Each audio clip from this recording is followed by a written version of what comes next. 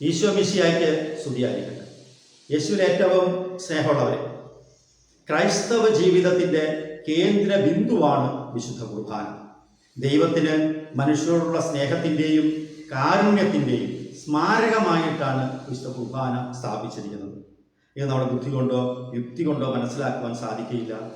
മറിച്ച് ദൈവം തന്നെ നമുക്കത് വെളിപ്പെടുത്തി തരേണ്ടതാണ്. ഗോതമ്പപ്പവും മുന്തിരിച്ചാറും പരിശുദ്ധ കുർബാനയിൽ ദൈവത്തിൻ്റെ ശരീരവും രക്തവുമായി മാറുന്നു എന്ന സത്യം നമ്മുടെ കണ്ണുകൾ കൊണ്ട് നമുക്ക് കാണാൻ സാധിക്കുകയില്ല. എന്നാൽ നമ്മുടെ വിശ്വാസത്തിൻ്റെ കണ്ണുകൾ കൊണ്ട് വേണം നമുക്കത് കാണുവാൻ. യോഹന്നാന്റെ സുവിശേഷം 6-ാം അധ്യായത്തിൽ ഈശോ വിശുദ്ധ കുർബാനയെക്കുറിച്ച് ഇപ്രകാരം പറയുന്നുണ്ട്: ഞാൻ സ്വർഗത്തിൽ നിന്ന് ഇറങ്ങി വന്ന ജീവനുള്ള അപ്പം ഞാനാണ്. ലോകത്തിന് ജീവന് വേണ്ടി ഞാൻ നൽകുന്ന അപ്പം എൻ്റെ ശരീരമാണ്. ആരെങ്കിലും എൻ്റെ ശരീരം ഭക്ഷിക്കുകയോ എൻ്റെ രക്തത്തിൽ നിന്ന് പാനം ചെയ്യുകയോ ചെയ്താൽ അവൻ എന്നിലും ഞാൻ അവനിലും വസിക്കും. എൻ്റെ ശരീരം യഥാർത്ഥ ഭക്ഷണവും എൻ്റെ രക്തം യഥാർത്ഥ പാനീയവുമാണ്.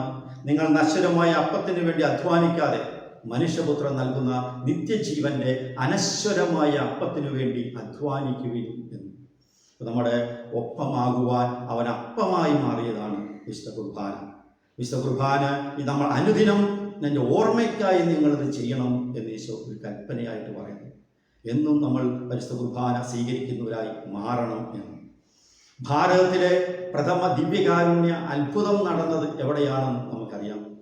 തലശ്ശേരി അതിരൂപതയിലെ വിളക്കുന്നൂർ ഇടവകയിലാണ് പരിശുദ്ധ കുർബാനയിൽ ഈശോയുടെ തിരുമുഖം തെളിഞ്ഞു വരുന്നത് നമ്മൾ കണ്ടതാണ്. അപ്പം പലർക്കും സംശയമാണ് പരിശുദ്ധ കുർബാനയിൽ ഈശോയുടെ സാന്നിധ്യം ഉണ്ടോ ഇല്ലയോ എന്ന്. എന്നാൽ പരിശുദ്ധ കുർബാനയിൽ ഈശോയുടെ സാന്നിധ്യം ഉണ്ട് എന്ന് തെളിയിക്കുന്നതാണ് ആ ഈശോയുടെ തിരുമുഖം തെളിഞ്ഞു വന്നത്. സ്നേഹമുള്ളവരെ, ഓരോ വിശുദ്ധ കുർബാനയും നമുക്ക് 11 ഓർമ്മകളാണ് നമുക്ക് നൽകുന്നത്.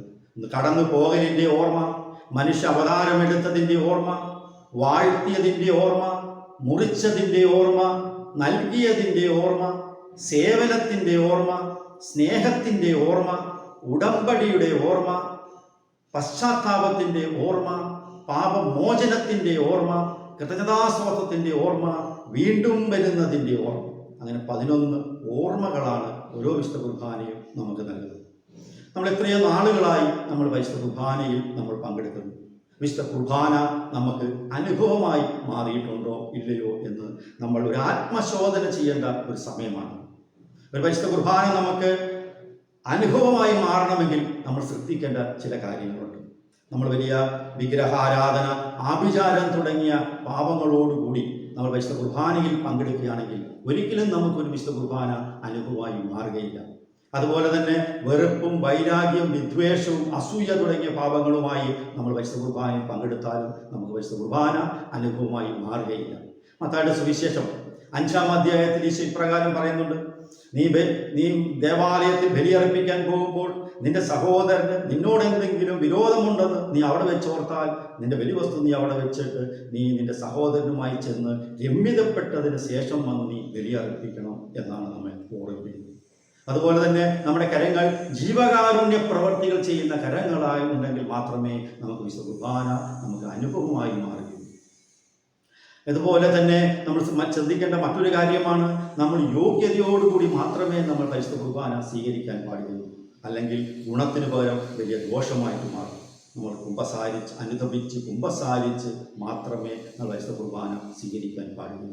പൗലോസ്ലീഹ 1 കൊരിന്തോസ് 11-ാം അധ്യായം 27 മുതലുള്ള വാക്യങ്ങളിൽ പൗലോസ്ലീഹ ഇപ്രകാരം പറയുന്നുണ്ട്: ആരെങ്കിലും അയോഗ്യതയോടുകൂടി കർത്താവിൻ്റെ അപ്പം ഭക്ഷിക്കുകയോ അവൻ്റെ പാത്രത്തിൽ നിന്ന് പാനം ചെയ്യുകയോ ചെയ്താൽ അവൻ കർത്താവിൻ്റെ ശരീരത്തിനും രക്തത്തിനുമെതിരെ പാപം ചെയ്യുന്നു. അതിനാൽ ഓരോരുത്തരും ആത്മശോധന ചെയ്തതിന് ശേഷം മാത്രം അവൻ്റെ അപ്പത്തിൽ നിന്ന് ഭക്ഷിക്കുകയും പാത്രത്തിൽ നിന്ന് പാനം ചെയ്യുകയും ചെയ്യാവൂ. കാരണം എന്തുകൊണ്ടെന്നാൽ ശരീരത്തെ വിവേചിച്ചറിയാതെ ഭക്ഷിക്കുകയും പാനം ചെയ്യുകയും ചെയ്യുന്നവൻ തൻ്റെ തന്നെ ശിക്ഷാവിധിയാണ് ഭക്ഷിക്കുകയും പാനം ചെയ്യുകയും ചെയ്യുന്നത്. നിങ്ങളിൽ ചിലർ രോഗികളും ദുർബലരായിരിക്കുന്നതും ചിലർ മരിച്ചുപോയതിൻ്റെയും കാരണം ഇതാണ് എന്ന് പൗലോസ്ലീഹ ഓർമ്മപ്പെടുന്നു. വിശുദ്ധ അഗസ്തീനോസ് ഇപ്രകാരം പറയുകയാണ്: ദൈവം സർവശക്തനാണെങ്കിലും ദൈവം സർവജ്ഞാനിയാണെങ്കിലും വിശുദ്ധ കുർബാനയേക്കാൾ അധികമൊന്നും നമുക്ക് നൽകാനില്ല.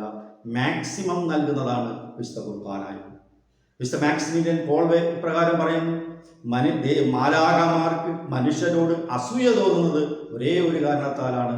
മനുഷ്യർക്ക് വിശുദ്ധ കുർബാന സ്വീകരിക്കാൻ പറ്റുന്നു, മാലാഖമാർക്ക് വിശുദ്ധ കുർബാന സ്വീകരിക്കാൻ സാധിക്കുകയില്ല എന്ന്.